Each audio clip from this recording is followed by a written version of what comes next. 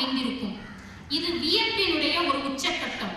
அது 8 சிவாலயங்கள் எவை என்றால் கேதார்நாத், காளேஸ்வரம், திருவானைக்காவல், திருவண்ணாமலை, காளகஸ்தி, சிதம்பரம், காஞ்சிபுரம், ராமேஸ்வரம். இந்த கேதார்நாத்திலிருந்து ராமேஸ்வரம் வரை உள்ள தொலைவு 2383 கிலோமீட்டர் தொலைவு. இவ்வளவு இடைப்பட்ட தூரத்தில் இந்த 8 சிவாலயங்களும் ஒரே நேர்கோட்டில் அமைந்திருப்பது வியப்பின் உச்சக்கட்டம். அதைவிட மற்றொரு சிறப்பு என்னவென்றால், இந்த 8 சிவாலயங்களில் 5 சிவாலயங்கள் பஞ்சபூதங்களின் ஸ்தலமாகவும் உள்ளது. ஆம், நீரை மையமாக கொண்டு திருவானைக்காவல் ஏகாம்பரநாதர் கோவில், நெருப்பை மையமாக கொண்டு திருவண்ணாமலை அண்ணாமலையார் கோவில், காற்றை மையமாக கொண்டு திருக்காலத்தி காளகேஸ்வரர் சுவாமி கோவில்கள், ஆகாயத்தை மையமாக கொண்டு சிதம்பரம் நடராஜர் கோவில், நிலத்தை மையமாக கொண்டு காஞ்சிபுரம் ஏகாம்பரநாதர் கோவில்.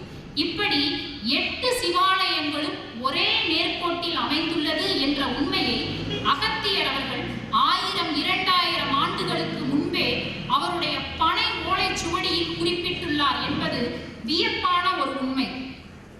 இங்கு நாம் சிதம்பரம் நடராஜர் கோவிலை பற்றி பார்க்கும்போது, சிதம்பரம் நடராஜர் கோவிலினுடைய அமைப்பும் மனிதனுடைய உடல் அமைப்பும் ஒன்றுக்கொன்று அதிகமான தொடர்புடையது. ஆம், அறிவியல் அடிப்படையின் மூலக்கூறு என்பது அணு. இந்த உலகம் அணுவால் ஆனது என்று கூறுகிறோம். இந்த அணுவும் சிதம்பரம் நடராஜரினுடைய நடன அசைவும் ஒன்றுக்கொன்று தொடர்புடையது. ஆகவேதான் சித்தர்கள் அவனின்றி ஓரணுவும் அசையாது என்று கூறினார்கள். அது மட்டுமன்றி, சிதம்பரம் நடராஜர் கோவிலில் உள்ள அந்த நடராஜர் அவர்கள் ஆனந்த தாண்டவம் என்னும் நடன அமைப்பில் அமைந்திருக்கிறார். அதாவது வெளிநாட்டவரால் போற்றப்படும் காஸ்மிக் டான்ஸ் என்பார்கள். இந்த ஆனந்த தாண்டவ அமைப்போடுதான் நம்முடைய நடராஜர் அவர்கள் வீற்றிருக்கிறார். சிதம்பரம் நடராஜர் கோவிலில் மொத்தம் 9 நுழைவாயில்கள் உள்ளன. மனிதனுடைய உடலில் மொத்தம் 9 துளைகள் உள்ளது. சிதம்பரம் நடராஜர் கோவில் 21,600 தங்க தகடுகளால் ஆனது. மனிதன் ஒரு நாளைக்கு 21,600 முறை சுவாசிக்கின்றான். சிதம்பரம் நடராஜர் கோவிலில் உள்ள 21,600 தங்க தகடுகளை 72,000 ஆணிகள் தாங்கி நிற்கிறது. மனிதனுடைய உடலில் உள்ள நாடி நரம்புகளின் எண்ணிக்கை 72,000. சிதம்பரம் நடராஜர் கோவிலில் 18 தூண்கள் உள்ளது. சிதம்பரம் நடராஜர் அவர்கள் இடதுபுறமாகவே வீற்றிருக்கிறார். மனிதனுடைய இதயமும் இடதுபுறமாகவே இருக்கிறது. இப்பொழுது புரிகிறதா? சிதம்பரம் நடராஜரனுடைய கோவிலும் மனிதனுடைய உடல் அமைப்பும் ஒன்றுக்கொன்று எவ்வளவு தொடர்புடையது என்று. இதை நம்முடைய தமிழ் சித்தர்கள் 1000-2000 ஆண்டுகளுக்கு முன்பே கண்டறிந்து அவர்களுடைய ஓலை சுவடிகளில் குறிப்பிட்டுள்ளனர். அது மட்டுமன்றி, நம்முடைய சித்தர்களின் வாக்கு இந்து மதம், அறிவியல் அதிகமான தொடர்புடையது. ஆம், நீங்கள் கோவில்களின் மேலே பொற்கலசங்களில் கொட்டப்படும் நெல், கம்பு, சோளம், கேழ்வரகு, உப்பு போன்ற தானியங்கள் கோவிலின் மூலஸ்தானத்தில் உள்ள கருங்கல்லால் அல்லது உலோகத்தினால் ஆன சிலையோடு சேரும்போது மின்காந்த அலையை உருவாக்கி அந்த கோவில் பொற்கலசங்களுக்கு காந்த சக்தியை அளிக்கிறது. அதனால் தான் சித்தர்கள் அன்றே கூறினார்கள், கோவில் கோபுரத்திற்கு மேலே நீ வீட்டை உயர்த்தி கட்டக்கூடாது என்று. அதைப்போல் கோவிலில் உங்களுக்கு கொடுக்கப்படும் திருநீர் என்பது அனைவரும் மரணத்திற்கு பின்பு பிடி சாம்பல் என்பதை உணர்த்துவதற்காகவே சித்தர்கள் அன்றே உடல் முழுவதும் திருநீரை பூசிக்கொண்டு இருந்தார்கள். சித்தர்கள் பூசிய திருநீர் என்பது வேறு. அருகம்புல்லை மட்டுமே உண்ணும் மாட்டின் சாணத்தை உமியினால் மூடி புடமிட்டு பூசும் போது அதனுடைய சக்தி அதிகமாக இருக்கும். அதே போல நம்முடைய தமிழ் சித்தர்களை பார்த்தீர்களானால் யாரும் நாற்காலியில் அமர்வதில்லை. அவர்கள் அனைவரும் ஆசனத்தில், சுக ஆசனத்தில், சுக ஆசனம் என்றால் நாம் தரையில் சம்மணமிட்டு அமர்வதே சுக ஆசனம். ஆதலால் தான் நாம் சாப்பிடும் போதாவது சுக ஆசனத்தில் அமர வேண்டும் என்று கூறுகிறார்கள். அப்படி என்றால் என்னவென்றால், நாம் சாப்பிடும் உணவானது நீங்கள் சுக ஆசனத்தில் அமரும் போது உயர் இரத்த அழுத்தம் உங்களுடைய வயிற்று பகுதிக்கு செல்லும். ஆகவே உங்களுடைய உணவும் வேக இதற்காகவே சித்தர்கள் நீ சாப்பிடும் போதாவது தரையில் அமர்ந்து பூமாதேவியை தொட்டு வணங்கிவிட்டு சாப்பிட வேண்டும் என்று கூறினார்கள். இன்று நம்முடைய தமிழ்நாட்டில் உள்ள தஞ்சை பெரிய கோவில் 1000-2000 ஆண்டு பழமை வாய்ந்த தஞ்சை பெரிய கோவிலில் சித்தர்களை பற்றிய குறிப்புகள் அதிகமாக உள்ளன. அது மட்டுமன்றி தஞ்சை பெரிய கோவிலில் பிரான்ஸ் நாட்டு மன்னரின் சிற்பம் இடம்பெற்றிருக்கும். இப்பொழுது நினைப்பீர்கள், எதற்காக தமிழ் சித்தர்களை பற்றி பேசும்போது பிரான்ஸ் நாட்டு மன்னர் என்று கூறுகிறேன். அதாவது கிபி 1500ஆம் ஆண்டுகளில் இந்தியாவிற்கும் உலக நாட்டிற்கும் எந்த விதமான தொடர்பும் இல்லை என்று கூறினார்கள். இந்தியாவில் முதலில் காலடி எடுத்து வைத்த மன்னன் வாஸ்கோ ட காமா. இந்த வாஸ்கோ ட காமா இந்தியா வருவதற்கு முன்னரே 500 ஆண்டுகளுக்கு முன்னரே கட்டப்பட்டதுதான் தஞ்சை பெரிய கோவில். இதில் என்னவென்றால், அதாவது இந்த சிற்பத்தின் மூலமாக நம்முடைய வாஸ்கோ ட காமா, நம்முடைய தஞ்சை சோழ மன்னன் இந்தியா வருவதற்கு முன்னரே சோழ நாட்டோடு அதிகமான தொடர்பில் இருந்துள்ளான் என்ற உண்மையை உங்களுக்கு நான் கூறவே இதை கூறினேன். சிவன் அவர்கள் காலத்தால் முற்பட்டவன் நம்முடைய சிவன் என்று கூறுகிறார்கள்.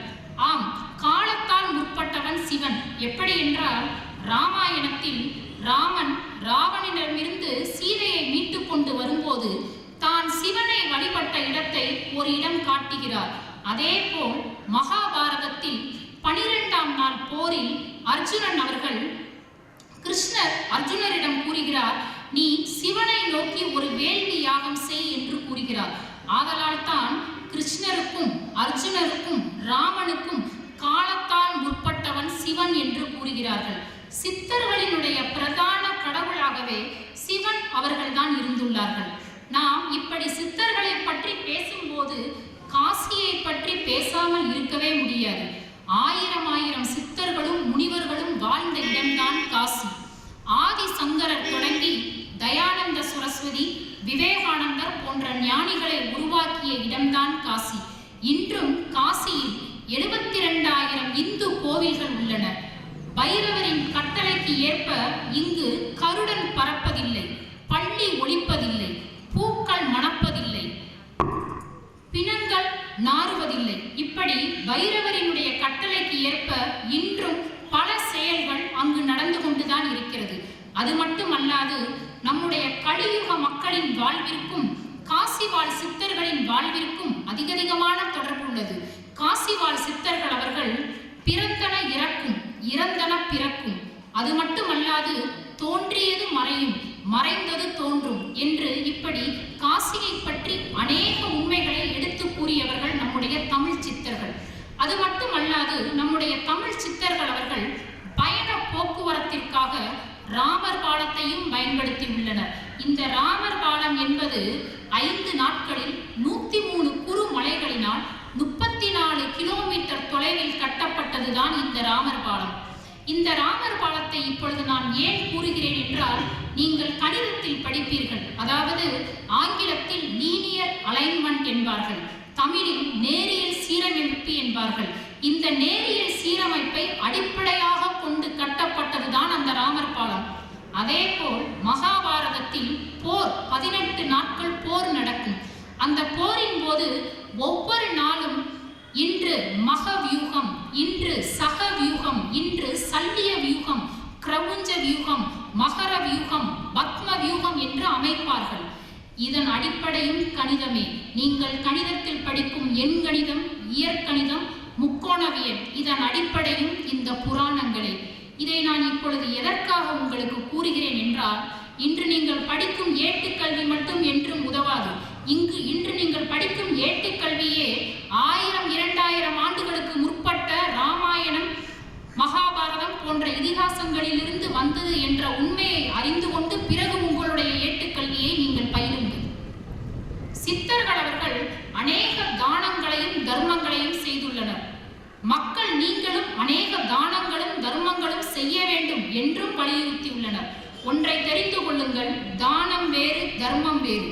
தானம் என்பது ஒருவன் கேட்டு கொடுப்பது தானம். தர்மம் என்பது ஒருவன் கேட்காமல் கொடுப்பது. இதற்கு நான் ஒரு உதாரணத்தை கூறுகிறேன். மகாபாரத போரில் கர்ணன் இறந்து விடுகிறான். கர்ணன் இறந்துவிட்டவுடன் கர்ணனுடைய உயிர் அவருடைய தந்தை சூரிய பகவானோடு சேருகிறது.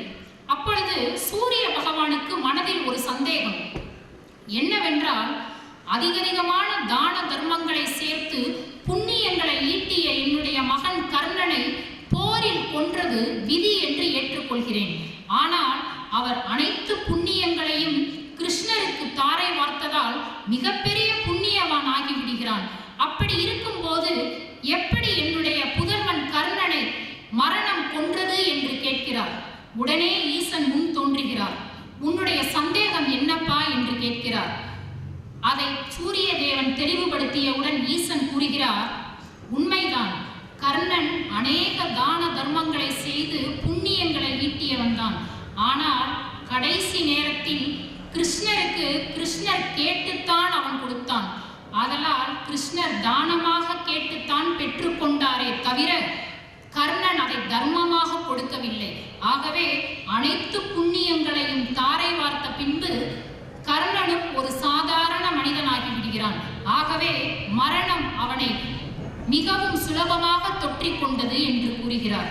உடனே சூரிய தேவன் ஈசனை பார்த்து, அப்பனே, பாவமும் நீயே, புண்ணியமும் நீயே, தர்மமும் நீயே, தானமும் நீயே என்று கூறி வாழ்வினுடைய அனைத்து தாரக மந்திரங்களையும் அழகாக எடுத்துரைக்கின்றார். நம்முடைய தமிழ் சித்தர்கள் அவர்கள் அதிகமான தமிழ் மொழிகளையும் தமிழ் வார்த்தைகளையும் நீங்கள் உபயோகம் செய்யும் போது உங்களுடைய மூச்சு சுவாசம் முழுமையடையும் என்ற உண்மையையும் உங்களுக்கு கூறுகிறார்கள். அதேபோல் நம்முடைய கோவிலினுடைய அமைப்பும் மனிதனுடைய அமைப்பும் நெருங்கிய தொடர்புடையது. கோவிலை நீங்கள் கவனித்து பாருங்கள். கோவில் எவ்வளவு பெரிதாக இருந்தாலும் அதனுடைய கருவறை சிறியதாகவே இருக்கும். அதை போலத்தான் மனிதனுடைய உடலும் எவ்வளவு பெரியதாக இருந்தாலும் அவனுடைய தலை மட்டும் கொஞ்சம் சிறியதாகவே இருக்கும். ஆதலால் தான் சித்தர்கள் அன்றே கூறினார்கள், கோவிலினுடைய அமைப்பும் மனிதனுடைய உடல் அமைப்பும் ஒன்றுக்கொன்று தொடர்புடையது என்று. இப்படி சித்தர்கள் மக்களோடு மக்களாக, மன்னரோடு மன்னராக வாழ்ந்த இடம் இது. குமரியிலிருந்து இமயம் வரை சித்தர்கள் சுற்றி திரிந்த இடம் இது. சித்தர்களினுடைய ஆணைப்படி புராணங்களையும் இதிகாசங்களையும் புரட்டி படியுங்கள். அப்பொழுதுதான் புரியும். இன்று நீங்கள் படிக்கும் ஏற்று கல்வியானது 1000, 2000 ஆண்டுகளுக்கு முற்பட்ட மகாபாரதம், பகவத்கீதை, ராமாயணம் போன்ற புராணங்களிலிருந்து வந்தது என்ற உண்மை புலப்படும். ஒவ்வொரு மனிதனுக்கும் மாறாத 2 செயல்கள் என்னவென்று தெரியுமா? மரணம், மற்றொன்று ஜனனம், அதாவது பிறப்பு, இறப்பு. இந்த மரணத்திற்கும் ஜனனத்திற்கும் இடையில் எதற்காக போட்டி, எதற்காக பொறாமை, எதற்காக ஒருவரை பற்றி ஒருவரிடம் புறம் பேசுவது? இப்படி சித்தர்கள் வாழ்ந்த இடத்தில் சித்தர்கள் சுவாசித்த காற்றையே இன்றும் நாம் சுவாசித்துக் கொண்டிருக்கிறோம். ஆகவே சித்தர்களினுடைய அருள்படி, சித்தரினுடைய நெறிமுறைகளை நீங்கள் கைக்கொண்டு வாழ்வீர்களானால் உங்களுக்கு மனதில் நல்லதொரு மகிழ்ச்சி நிலவும். சித்தரினுடைய வாழ்வும் சிவனினுடைய அருளும் உங்களுக்கு கண்டிப்பாக இருக்கும். நீங்கள் ஒரு மனிதனுடைய அனைத்து வாழ்வின் சாராம்சங்கள் முழுவதுமே மகாபாரதத்தில் கொட்டி கிடக்கிறது என்று சித்தர்கள் கூறுகிறார்கள். மகாபாரதமின்றி தமிழும் இல்லை, மகாபாரதமின்றி கணிதமும் இல்லை, மகாபாரதமின்றி அறிவியலும் இல்லை, தத்துவமும் இல்லை, மந்திரமும் இல்லை, தந்திரமும் இல்லை, மகாபாரதமின்றி நீயும் இல்லை, நானும் இல்லை. இப்படி சித்தர்கள் அன்றே அடிக்கோடிட்டு காட்டும் அனைத்து செயல்களையும் இன்று எடுத்து நீங்கள் ஆராய்ந்து பாருங்கள். சித்தரினுடைய அருளும் சிவனின் அருளும் கண்டிப்பாக உங்களுக்கு உண்டு. அது மட்டுமல்லாது நம்முடைய தேவி முத்தாரம்மையின் அருளும் கடைக்கண் பார்வையும் உங்கள் அனைவர் மீதும் கண்டிப்பாக இருக்கும். சிறப்பாக தேவி முத்தாரம்மை அவர்கள் நல்லதொரு மலையை